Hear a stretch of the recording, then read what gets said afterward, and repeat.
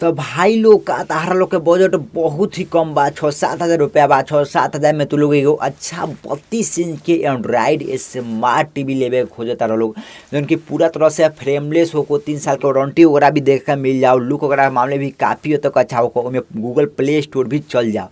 मतलब कि समझ लोग एकदम पूरा तरह से फायर वाला टीवी तू लोग खरीदे चाहते लोग कम दाम में, तो यकीन मारो तू लोग बहुत ही सही वीडियो पे आयल बा लोग। तारा लोग खातिर हम बहुत ही जांच पड़ताल करके बेहद ही अच्छा टीवी ले आयल बानी, जौना के नाम बा एडिसन के टीवी है। मतलब कि टीवी काफ़ी हद तक अच्छा बा, लेकिन दाम कम लगता है। तो कई हद तक इमें सामान जो बाकी कम ही लगावल गई, ई बात आप लोग के पहले ही समझ में आ गई हुई।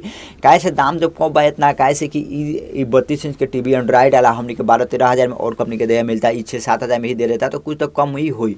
तो सब कुछ बताएं कमी अच्छा ही, सब कुछ काय में अच्छा बा का बुरा बा, ये से भाई लोग ई वीडियो के पूरा देखे लो। देख लो भाई लोग, वीडियो पे आगे बढ़ने से पहले बहुत ही जरूरी बात कहें, हमारे चैनल पर बहुत सारा टीवी से रिलेटेड वीडियो पड़ल बा, जाके तुम लोग देख सकता लो। चैनल के सब्सक्राइब करके बेल आइकन के दबा दिए लो, तालो खातिर बहुत इंफॉर्मेशन वाला वीडियो ले आए नहीं, वो भी भोजपुरी में। तो भाई लोग सबसे पहले हमने के पोर्ट के तरफ नजर दौड़ा ली जाए। इनमें तालो के 2 HDMI port, 1 USB port, headphone के जेट RF पोर्ट, साथ में ये भी पोर्ट वगैरह देखे के मिल जाए। तो पोर्ट के मामले में काफ़ी हद तक अच्छा काम कैले बा, लेकिन एगो चुतियाई काम कर दिले बा। 1 USB पोर्ट दे के 2 HDMI पोर्ट सही बा, लेकिन 1 USB पोर्ट एकरा ना देवे के चाहिए, बहुत ही गलत बात बा। मतलब देखो लोग तालो के भाई 1 USB पोर्ट के दिला का जरूरत बा भाई, 2 को कम से कम दे दे। मतलब एगो पेन ड्राइव लगा लो, आगे कुछ नहीं खिलो कर सकत ना, तो तालो की USB हब वगैरह लेवे पड़ सकेला। तो ये गलत लागल, जो कि काफ़ी हद तक गलत बा। तू लोग एक झेल सकता लो, तो बेझिझक ले सकता रहो। चलो लो और कुछ फीचर हमने के देख ली जा। देख लो भाई लोग, और सब फीचर तो बाद में देखल जाए, पहले डिस्प्ले क्वालिटी देखल बेहद ही जरूरी बा। 720p का डिस्प्ले बा, जो कि 60-80 फ्रेश रेट के साथ आवेला डिस्प्ले बा, जो कि पूरा तरह से फ्रेमलेस बा। मतलब कि फ्रेमलेस का कहता हमें समझ में नहीं, मतलब फ्रेमलेस तो रहबे करला, जो भी हमने 32 इंच का टीवी लेने जा, मतलब आई एक्स्ट्रा से वो नाम डाल देवे बस, फ्रेमलेस फ्रेमलेस फ्रेमलेस फ्रेमलेस। भाई टीवी ऐसन के ही आवेला, थोड़ा सा कोनो में ज़्यादा कोनो में कम बेजल रहेला, और कोनो भी बात नहीं है, मतलब नॉर्मल बा भाई। और लुक वगैरह के मामले में अच्छा बा फ्रंट से। लेकिन दोस्त देखो लो, ब्राइटनेस काफ़ी ज़्यादा तालो कोई मामले में कम भी लगी, और कोई मामले में मतलब कि ब्राइटनेस हो रहा थोड़ा फीका फीका से लाग सकेला। मतलब सही है बा, मिला जुला के मीडियम में डिस्प्ले क्वालिटी बा, डिसेंट बा, ई दाम पे बेहद ही अच्छा बा। देखो लो भाई 13 से 66 पूरे 768 का रेजुलेशन बा, जो कि नॉर्मल बा, मतलब ये भी डिसेंट ही बा। और पिक्चर क्वालिटी अच्छा बा भाई, दिक्कत वाला बात ना आई। हाँ, पास से देखो तो दिक्कत आई, ज़्यादा दूर से देखो तो दिक्कत ना आई। मॉनिटर के तौर पर इस्तेमाल नहीं खलो कर सकत, कोनो भी टीवी के नहीं खलो कर सकत, एक का कोनो भी टीवी के इस्तेमाल नहीं खलो कर सकत। तो डिस्प्ले क्वालिटी भी एक डिसेंट बा। देख लो भाई लोग, और कुछ तो हमनी के बाद में जानल जाए। सबसे पहले तो हमनी के कोई स्पीकर के तरफ ध्यान दे दी जाए। जैसे कि हम तालो के बतैनी है कि एमे दाम के कटआउट बा, मतलब दाम कम लागता, तो ओकरा हिसाब से कुछ एमे चीज़ भी कम हुई। तो ऐसा कोनो बात नहीं है। ज़्यादा स्पीकर में देखो 20 वाट के तालो के डबल स्पीकर दे के मिल जाए, जौना के क्वालिटी तालो का डिसेंट नज़र आ सकेला। कई हद तक फाटल फाटल से आई, लेकिन टीवी के आवाज़ ऐसा नहीं आवेला। टीवी के आवाज़ कोनो खास ना आवेला, नॉर्मल में ही टीवी के आवाज़ आवेला। अलग से तू लोग स्पीकर वगैरह जोड़ सकता, तू लोग खुद सोच लो भाई। 7-8 हज़ार में तो हमनी के होम थिएटर देखे का मिलता, मतलब टीवी में तू लोग टीवी ले लेता रहो, स्पीकरों तालो के देखे मिल जाए। तो ऐसा बात नहीं है, नॉर्मल में आवाज़ आई, जो कि मीडियम में बात सही बा, ई दाम के हिसाब से स्पीकर क्वालिटी सही बा। देख लो भाई लोग, एगो टीवी लेनी जा तो सबसे ज़्यादा तोरा लोग के पते बा कि रिमोट खातिर झगड़ा होला यार, रिमोट हो लेलन तो झगड़ा होता रहेला। तो रिमोट क्वालिटी के हमनी के बात कर ली जाए। देख लो, रिमोट हमारा एक बिल्कुल भी सही ना लगल। टीवी के तरफ देखा के जब रिमोट के अथी करबो लोग, तबे जरा काम करी। और एकरा रिमोट में तालो के काफ़ी ज़्यादा भद्दा टाइप के देखे के मिली, मतलब बटन काफ़ी ज़्यादा बा, जाना के मतलब अच्छा ना लगेला यार। आजकल के टीवी में भाई बस जॉयस्टिक बटन दे दे, साथ में volume plus volume minus YouTube के एक बटन दे दो भाई एक्स्ट्रा, और कुछ दिला का जरूरत नहीं है। पावर ऑन ऑफ के बटन दे सकता, म्यूट के दे सकता, ज़्यादा कोनो बटन की जरूरत नहीं है। लेकिन इनमें काफ़ी हद तक बटन लगी, जो कि भादा लगी।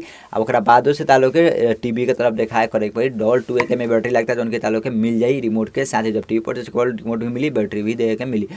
तो लुक वगैरह के मामले में ज़रा कोनो अच्छा नहीं है। बिल्ड क्वालिटी थोड़ा नॉर्मल बा, डिसेंट बा, ई दाम पे। देखो लोग भाई लोग, ई तहारा लोग कि 1 GB रैम के साथ ही 8 GB के इंटरनल स्टोरेज के साथ ही टीवी देख के मिल जाए। तो मतलब तार लोग क्लियर बता दी, 1 GB रैम बा तो चलो नॉर्मल बा, टीवी में इतना ही रहता है। एंड्रॉइड टीवी में 8 GB इंटरनल स्टोरेज बा, उनकी 4 GB तक खाली रही, जाना में तुम लोग कुछ फोटो वगैरह डाल सकता, एप्लीकेशन डाउनलोड कर बोलो तो जल्दी जल्दी फुल हुई। तो तार लोग के ऊपर बा कैसे तुम इस्तेमाल हो के करता लोग वो वाला स्टोरेज के। साथ ही में तारा लोग के ई एंड्रॉइड 8 पर मिली, जैसे बताइए 2021 के बाद से जो अपग्रेड नहीं किया भल, काफ़ी तो पुराना बा। तो एंड्रॉइड 8 मिली जो कि काफ़ी ज़्यादा पुराना मानल जा सकता। आ टीवी के वजन माने बिना स्टैंड के अगर हमनी के बात कल जाए तो टीवी टालो के 3.8 किलो के बाटे, मतलब कि 4 किलो में 200 ग्राम कम बा। बिना स्टैंड के चैनल बोले तो थोड़ा सा वजन बढ़ सकेला। तो नॉर्मल भाई इतना टीवी का तो वजन रहे के चाहिए। देख लो भाई लोग, ज़्यादा हम घुमा फिरा के बात नहीं करे चाहत और क्लियर डिसीजन बढ़े हम कैसन बा कैसन नहीं, सब कुछ बता दिल बानी। फोटोग्राफ ओकरा बाद से डेमोस्ट्रेट सब कुछ बता दिल बानी क्लियर बात बढ़े। उसका पहले प्राइस होने के जाने जाए 81 से 12 रुपये अभी फिलहाल में फ्लिपकार्ट पर प्राइस बा, लेकिन ऑफर में 6000 कैश में मिली। और ऑफर नहीं भी रहता इतना दाम पर तो लेता तो कार्ड वगैरह लगाता लो 7000 कैश में दे मिल जाए, उनकी नॉर्मल बा भाई सही बा। 6000 में भी सही बा। लेकिन देख लो मतलब हमने क्या अच्छाई बुराई तो दोनों बात कर जाए, लेकिन क्लियर डिसीजन तनी बात कर लीजा। देखो भाई मतलब काफ़ी हद तक प्ले स्टोर से एप्लीकेशन डाउनलोड कर क्रेश हुई, कई एप्लीकेशन ना डाउनलोड हुई, एक अलग से प्ले स्टोर पर जाना से एप्लीकेशन तनी अच्छा से डाउनलोड हो जाला जो कि काम करेला, लेकिन काफ़ी ज़्यादा लेगे करेला। कैसे एंड्रॉइड 8 बा पुराना बा और 2021 बा से अपग्रेडेड नहीं कैली जो कि घटिया लागल और काफ़ी ज़्यादा एप्लीकेशन चालू के ना देखे के मिली जो कि और सारे टीवी में मिली। और मतलब स्पीकर क्वालिटी भी डिसेंट बा और रिमोट वगैरह भी डिसेंट, मतलब सब डिसेंट मिला के चलल था और ज़्यादा अपग्रेडेड नहीं खे। मतलब पुरानी टीवी है एडसन वाला, और ये एडसन कहते हैं कि हम 3 साल के वारंटी दे, 1 साल के मैन्युफैक्चर वारंटी दें। तो मतलब का पता मतलब का करी का ना करी कुछ कहल नहीं जा सकत। मतलब कि टीवी कोनो खासो नहीं खे आगे ज़्यादा बुरो नहीं खे। मतलब कि अगर इन्फिनिक्स वाला टीवी जो लिनोक्स से बा वो तो ले सकता लोग और 7-8 हज़ार में मिलता, उतना में तो रहे 8 से 9 हज़ार के बीच में रहेला। तो ये डिसेंट बा, मतलब भले ही लिनोक्स में ऑपरेटिंग सिस्टम बा, लेकिन एक से काफ़ी हद तक वो अच्छा बा, मतलब ऑप्टिमाइज बा भाई। और मतलब तू समझे सकता लोग ज़्यादा लंचो भइल ना भइल तो उतनी अच्छा बा। लेकिन एडसन वाला ये भी टीवी अच्छा बा। कई लोग एंड्रॉइड टीवी ले बा तो लोग बेझिझक की टीवी के ले सकता लोग, कोनो दिक्कत वाला बात नहीं है। लेकिन भाई लोग तारा लोग के कमेंट जब पढ़े तो बहुत ज़्यादा उत्साह मिलेला। ये से भाई लोग तनी कमेंट कर दिया लोग यार, वीडियो पर कमेंट कर दिया, बहुत ज़्यादा मजा आवेला था लोग कमेंट पढ़ला के बाद से। तो देख लो भाई लोग तालों को सब कुछ समझ में आइए गल बा, कमेंट करके बता दिए लोग। हमारे चैनल को सब्सक्राइब करके बेल आइकन के दबा दिए लोग, और वीडियो को हम ज़्यादा लंबा ना खींचे, यही से वीडियो के इधर करते हैं समाप्त। मिलते हैं तालों से अगला वीडियो में, तब तक खाती बाय बाय। जय हिंद, जय भारत, जय बिहार।